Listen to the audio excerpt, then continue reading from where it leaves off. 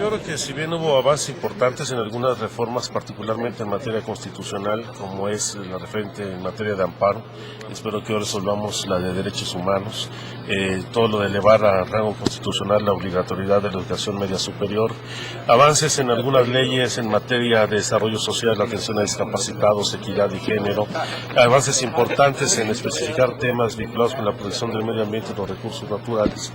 Seguimos con una agenda pendiente, particularmente en los temas económicos y fiscales. Yo creo que la gran asignatura pendiente de esta legislatura, ya un año y medio de gestión, es básicamente no haber resuelto el problema de la reforma fiscal de fondo que se requiere para acabar con todo el esquema de privilegios a los grandes corporativos en un sistema profundamente inequitativo. Yo creo que es el tema que tenemos que resolver en los próximos periodos de sesiones. ¿Y cree que lo puedan resolver cuando ya vienen periodos electorales? Pues si ese es el argumento, nunca va a haber reforma, porque todos los años tenemos elecciones. Yo creo que independientemente de las elecciones locales del próximo año, hay condiciones, porque hay base de acuerdo en temas importantes para hacer algunas reformas que permitan avanzar en temas económicos, no solamente el fiscal, con una reforma equitativa y progresiva, sino en la idea de desarrollar una política económica de Estado que rectifique este enorme modelo, este modelo que ha tenido enormes desigualdades y que tenemos que superar. Oiga, diputado, como propósito del próximo año, del 2011, ¿qué tendría que hacer esta legislatura? ¿Con qué no puede ya comenzar un 2011? Lo que no puede hacer es volver a repetir la misma práctica en la que hemos desarrollado las discusiones sobre la ley de ingresos y el presupuesto de egresos. Tenemos que hacer la reforma fiscal, tenemos que tener reglas muy claras en la asignación del presupuesto, eliminar la discrecionalidad, establecer medidas de austeridad para evitar el incremento del gasto público en materia de salarios, de gasto corriente y gastos de promoción personal de los funcionarios. Esos son los temas que no podemos seguir repitiendo. Sin embargo, es un año electoral en el Estado de México y previo a la elección presidencial de 2012 y eso normalmente genera parálisis. Pues yo digo que si ese es el argumento, nunca va a haber reformas, porque todos los años tenemos elecciones en este país. Tenemos elecciones locales en Guerrero, en Baja California Sur, en Michoacán, en el Estado de México el próximo año, como hemos tenido este mismo año en Zacatecas, Oaxaca, Puebla. Yo creo que si ese es el argumento, nunca habrá reformas. Tenemos que superar este falso argumento en donde hay que anteponer los intereses generales del país a los procesos electorales y los intereses de los partidos. Diputado, el día de ayer ya se concretó el desafuero de Godoy Toscano. ¿Qué saldo hay para la bancada del PRD? Bueno, indudablemente estamos pagando un costo político, tratándose del primer caso de un desafuero, en primer lugar de un diputado. No había registro en la historia legislativa reciente el desafuero de un integrante de la propia Cámara de Diputados. En segundo lugar, por su vínculo presuntamente con actividades delictivas y el crimen organizado. Pero creo que nosotros tenemos que dar la cara y enfrentar esta situación sin ninguna ambigüedad. Por supuesto que cuando él rindió protesta se cumplió estrictamente con apego a la ley. Había un amparo que le restituía sus derechos políticos. Eso llevó a que la propia mesa directiva le obsequiara la rendición de protesta. Pero las pruebas que se han presentado pues tienen que irse desahogando. Nosotros no somos ni policías, ni jueces, ni peritos para avalar pruebas de carácter penal. Tienen que ser las autoridades judiciales correspondientes y consideramos que es ahí donde se debe de desahogar tanto las llamadas telefónicas que se han hecho públicas, como el cúmulo de pruebas y defensas que se han hecho por ambas partes en todo el proceso. Tras el llamado que le hizo ayer al diputado para que se presentara ante la autoridad, ¿ha tenido usted contacto? ¿Ha tenido el grupo parlamentario contacto con él? ¿Saben dónde está? ¿Saben si respondió? Bueno, hay que señalar que en primer lugar no está en carácter de prófugo. Hay que reconocer las declaraciones de la propia Procuraduría que reconoce que goza de un amparo y que tendrá que girarse una nueva orden de aprehensión. Eso es lo primero que hay que dejar claro, la propia Procuraduría General de la República así lo ha señalado. Y en segundo lugar no hemos tenido ningún contacto, ninguna comunicación.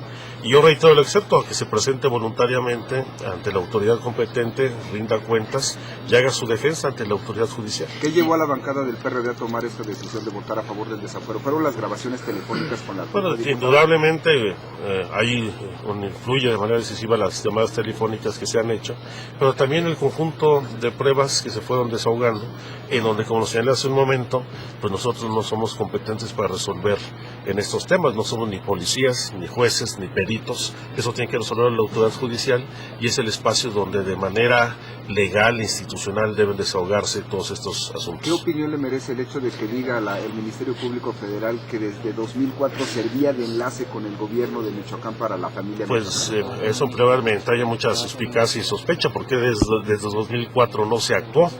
Yo creo que ahí está el reconocimiento de la incompetencia e incapacidad de la autoridad que debió haber actuado en su momento. ¿Y no deberían fijarse los partidos políticos, diputado, a quienes designan como candidatos? Es una obligación, pero mientras no exista ninguna denuncia de carácter penal y ninguna sentencia al respecto, todos los ciudadanos tienen en vigencia sus derechos políticos. Por supuesto que hay que tomar medidas, pero también ahí la autoridad debe de dar la información oportunamente a los partidos políticos. Diputado, entre los costos políticos para el PRD por este caso, ¿advierte el riesgo de una derrota electoral en el estado de Michoacán? No lo considero así. Por el contrario, si ustedes analizan las consecuencias del llamado michoacanazo, en donde ya se ha ido acreditando la inocencia de casi la totalidad, solamente falta uno de los inculpados. Esto no solamente no tuvo un impacto negativo porque se volvieron a ganar las elecciones intermedias. Yo creo que son dinámicas y procesos totalmente distintos, ya que hay responsabilidades personales que no involucran ni a familiares, ni a amigos, ni a instituciones políticas, ni a la institución legislativa, que creo que va a haber una confrontación política intensa en Michoacán. Evidentemente influirán asuntos como el que es el del desafuero, pero también hay una dinámica local distinta que seguramente se medirá en la próxima elección en el estado. ¿No son los electores los que van a cobrar la factura? Los electores son los que van a decidir y cobrarán facturas a los malos funcionarios, pero también a los malos operativos, a las autoridades judiciales incompetentes que en su momento no han actuado de acuerdo a las responsabilidades de la autoridad federal contra el crimen organizado. ¿Percibe que el gobierno federal esté utilizando estos casos para golpear políticamente al PRD de Michoacán? Yo creo que se ha señalado, el michoacanazo es indudablemente una maniobra de carácter político. La mejor evidencia es que 34 de los 35 inculpados han salido en libertad por falta de pruebas y de méritos, y se buscó hacer daño al gobierno del estado. Indudablemente la operación del gobierno federal apoyando a la hermana de Felipe Calderón para la candidatura al gobierno del estado es parte de una operación política del gobierno federal, y eso tendrá que enfrentarlo no solamente el gobierno del estado, sino especialmente los partidos y también los ciudadanos. ¿Y todavía hay arrepentimiento en la bancada por haber ayudado a entrar a Godoy Toscano? No hay ningún arrepentimiento, nosotros actuamos estrictamente cumpliendo la ley. Él gozó de un amparo que otorgó una autoridad, un juez, donde se le restituyeron los derechos políticos. En ese carácter fue que la mesa directiva cumplió un mandato judicial para que rindiera protesta. Así es que en todos los momentos hemos actuado conforme a la ley, aquí no hay duda. En un segundo momento lo señalamos, establecimos que en la sección instructora se deberían de desahogar todas las pruebas. Y yo dije desde el primer día, ya están los registros de ustedes, que nos íbamos a allanar a la resolución de la sección instructora. Y así fue, en congruencia y en consecuencia. Diputado, finalmente, ¿cuáles son sus propósitos de Navidad? Pues no hay, yo creo que hay siempre son los mismos, seguir trabajando porque este país se transforme y sea más justo para la inmensa mayoría de los mexicanos. ¿Va a salir de vacaciones? Pues yo creo que lo veo difícil, estamos trabajando, pero de todos modos ya estar aquí en casa va a ser suficiente. Oiga, ¿y qué le va a pedir a los Reyes Magos? Nada, yo creo que nada se obtiene si no es producto del propio trabajo de uno. La candidatura del Estado de México. Esa no está en los planes por el momento, ya veremos el año que entra. Oiga, diputado, no sé si ya le preguntaron, pero ¿qué opinión le merece el hecho de que ha trascendido que el gobierno de Michoacán tiene nexos con la familia? Pues yo creo que tendrán que acreditar lo que está haciendo esta denuncia, pero nosotros no compartimos de ninguna manera esta denuncia y es evidentemente una consecuencia lógica de la intención política de utilizar la resolución que tomamos el día de ayer. Gracias. Sale, buenas tardes. Gracias.